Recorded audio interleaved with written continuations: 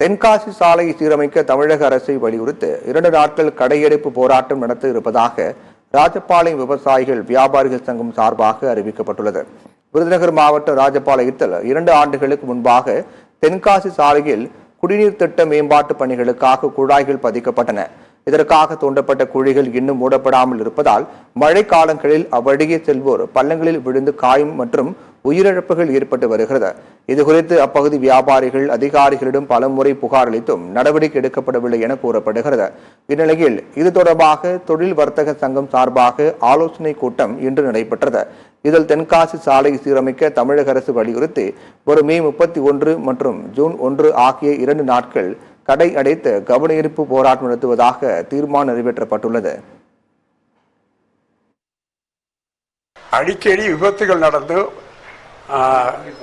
உயிர் பலிகள் நடந்தும் பொதுமக்களும் வியாபாரிகளும் மிகவும் சிரமப்பட்டு கொண்டிருக்கிறார்கள். நாங்கள் பலமுறை தபாலிலும் நேரிலும் சென்றும் இதுவரை ஒரு நடவடிக்கை எடுக்காத காரணத்தினால் இன்று வியாபாரிகளும் பொதுமக்களும் கலந்து ராஜபாளையம் தொழில் சங்கத்தில் கூட்டம் அமைத்து இது விஷயமாக 31 வெள்ளி சனிக்கிழமைகளில் 2 நாள் கடையெடுப்பு நடத்தி அரசின் கவனத்திற்கு கொண்டு வர முடிவு செய்துள்ளோம். பொதுமக்கள் ஆதரவு கொடுக்கிறார்கள்.